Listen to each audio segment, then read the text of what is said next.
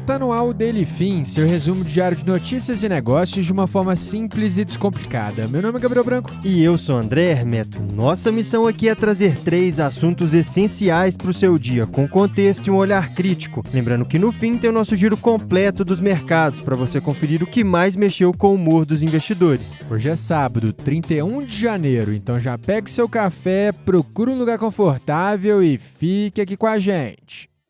Entre os destaques desse episódio na seção Empresas, as revelações do depoimento de Daniel Vorcaro. Em mundo, quem é o indicado de Trump para a presidência do Fed? Já no Brasil, desemprego atinge mínima recorde, mas dívida do país sobe. Muita coisa importante para a gente conversar hoje, então já fica ligado e bora para a primeira notícia.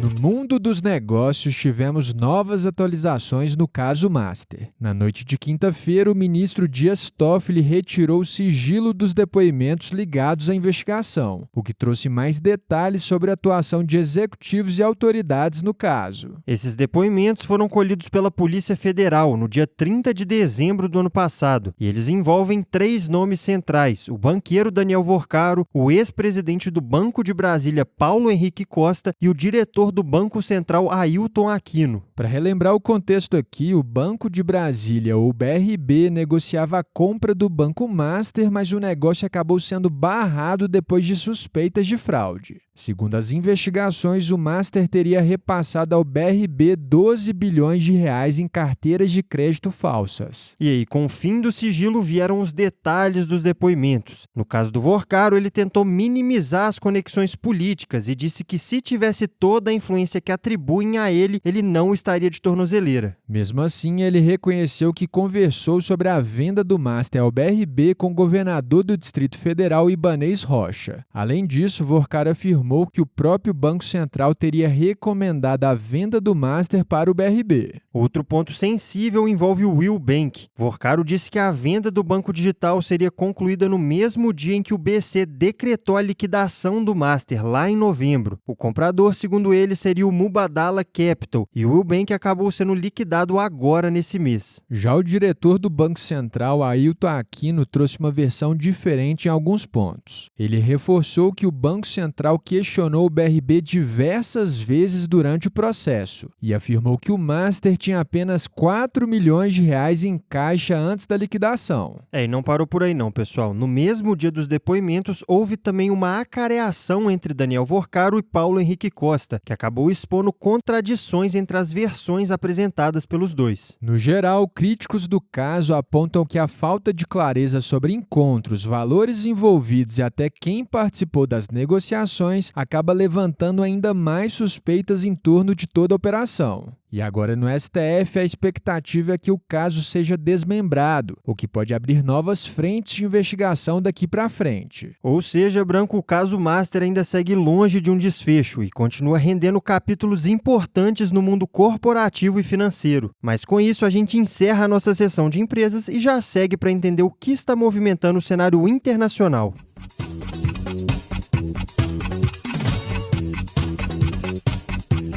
Agora no bloco internacional tem mudança importante vindo aí no comando do Federal Reserve dos Estados Unidos. Ontem o presidente americano Donald Trump anunciou a indicação do economista Kevin Warsh para presidir o Fed, que é o banco central do país. Essa indicação acontece porque o mandato do atual presidente do Fed, Jerome Powell, se encerra em maio. E um ponto curioso é que Branco Powell foi indicado no passado pelo próprio Trump, mas a relação entre os dois nunca foi exatamente tranquila. Pois é, e ao longo do tempo, Powell virou alvo frequente de críticas do republicano. Trump defende cortes mais rápidos nos juros para estimular a economia e nos últimos dias voltou a subir o tom. Ele chegou a dizer que o atual presidente não tinha motivo para manter os juros tão altos e até mesmo chamou Powell de idiota. E é exatamente nesse contexto, pessoal, que o mercado começa a olhar com mais atenção para a figura de Kevin Warsh. Ele tem 55 anos, é professor da Universidade Stanford e é casado com Jane Lauder, herdeira do grupo Estée Lauder. Um detalhe que também chama atenção pelo peso econômico da família. Na formação acadêmica, Warsh estudou políticas públicas com foco em economia Economia e Estatística em Stanford e também é formado em Direito por Harvard. Antes de entrar na vida pública, a carreira dele começou no setor financeiro no banco Morgan Stanley. Já no governo de George Bush, Walsh atuou como assessor para assuntos econômicos e também foi membro do Conselho de Governadores do Federal Reserve. E vale destacar aqui que ele se tornou naquela época o integrante mais jovem da história no órgão. Além disso, o período em que ele esteve no Fed não foi nada trivial. O mandato dele coincidiu justamente com momentos críticos, como a quebra do Lehman Brothers e toda a crise financeira de 2008, que abalou o sistema financeiro global. Hoje, olhando pelo radar do mercado, Walsh é visto como alguém favorável a juros mais baixos, mas com um perfil considerado menos radical do que outros nomes que chegaram a ser cogitados. Por isso mesmo, a indicação dele já vinha sendo esperada pelos investidores. Agora o desafio que vem pela frente é grande. Se for confirmado pelo Senado, Kevin Walsh vai ter a missão de preservar a credibilidade e a independência do Fed, num ambiente de forte pressão política, especialmente vindo da Casa Branca.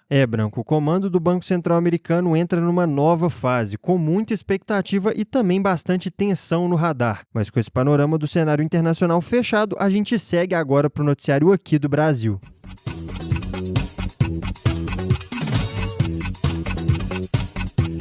Agora no noticiário do Brasil, nos últimos dias saíram dados bem relevantes da economia, que ajudam a desenhar um retrato curioso do país. Pois é, começando pelo primeiro dado, a taxa de desemprego caiu mais uma vez no Brasil e chegou a 5,1% no trimestre encerrado em dezembro, segundo o IBGE. Esse é o menor nível desde o início da série histórica, que começou lá em 2012. E não é um dado isolado. Com o resultado, a taxa média anual de desocupação em 2025 ficou em 5,6%, o que também representa um recorde. E complementando aqui, enquanto esses números foram divulgados, o IBGE também voltou ao noticiário por outro motivo. Mais uma técnica do Instituto foi exonerada, isso em meio à crise interna envolvendo a gestão de Márcio Pockmann. Agora, voltando para o mercado de trabalho, mais um dado importante. O Brasil criou 1.279.000 empregos com carteira assinada em 2025. Esse foi o menor saldo desde 2020, ano em que o país chegou a registrar fechamento de vagas. Segundo o governo, o desempenho mais fraco foi impactado principalmente pela taxa de juros elevada, que acaba desestimulando investimentos e novas contratações. Agora, mudando completamente o foco e olhando para outro dado, de acordo com dados divulgados ontem pelo Banco Central, a dívida bruta do governo subiu para 78,7% do PIB em 2025, o equivalente a 10 trilhões de reais. Para ter uma comparação clara aqui, no fim de 2024, essa dívida estava em 76,3% do PIB. E quando o presidente Lula assumiu o governo, o indicador era ainda menor, marcando 71,7%. Olhando para 2026, o Tesouro Nacional projeta que a dívida bruta chegue a 83,6% do PIB. Esse cenário também aparece no resultado das contas do ano. O setor público como um todo, incluindo também governos estaduais e as empresas estatais, fechou 2025 com um déficit primário de 55 bilhões de reais, ou seja, gastou mais do que arrecadou sem considerar os juros da dívida. Quando esses juros entram na conta, o rombo cresce bastante e o déficit total chegou a 1 trilhão e 60 bilhões de reais. E olhando para esse dado, Andrezinho, essa foi a primeira vez em que as despesas com juros superaram 1 trilhão de reais em um único ano, um valor que é mais que o dobro de todo o orçamento anual de saúde e educação somados.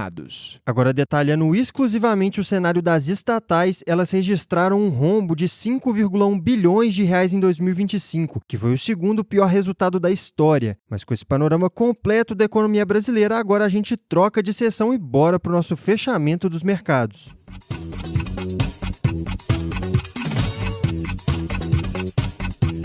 No fechamento dos mercados do Daily Fin, a gente começa por Trump. O presidente americano sinalizou uma nova disputa comercial envolvendo o setor de aviação. Ele afirmou que pretende revogar a certificação de aviões produzidos no Canadá e impor uma tarifa de 50% às aeronaves vendidas nos Estados Unidos. Isso tudo após a demora do governo canadense em aprovar jatos da americana Gulfstream. Com isso, as ações da Bombardier, fabricante canadense de jatos executivos, caíram 6,63% nessa sexta. Com sede em Montreal e apoiada pelo governo canadense, a Bombardier compete diretamente com a Gulfstream no mercado de jatos executivos. Cerca de 2/3 de suas vendas vão para os Estados Unidos, que é o seu principal mercado. Olhando agora para os índices, foi mais um dia negativo. O S&P 500 caiu 0,43%, enquanto o Nasdaq recuou 0,94%. Já os metais preciosos passaram por um forte movimento de correção após atingirem máximas históricas. Durante o pregão, a prata chegou a recuar 31%, enquanto o ouro caiu 11%. E no Brasil, a bolsa acompanhou o exterior. O Ibovespa fechou em queda de 0,97%, aos 181.364 pontos. E para fechar, o dólar subiu 1,03% a R$ 5,25. Na máxima dessa sexta-feira, a moeda chegou a R$ 5,28. E agora que encerramos essa sessão, terminamos mais um episódio. Se você curtiu o nosso conteúdo hoje, já segue a gente aí e ativa o sininho para não perder os próximos. E lembrando aqui que essa é a versão em áudio da nossa newsletter. Ela chega todo dia às 6h30 da manhã no seu e-mail. Por lá você encontra mais detalhes e outras sessões que não cabem por aqui. O link de inscrição está na descrição desse episódio. E se esse episódio te ajudou, não guarda só para você não. Aproveita o fim de semana e já compartilha com os amigos e a família, até porque todo mundo merece ficar bem informado. A gente se vê na segunda no próximo episódio. Valeu, pessoal!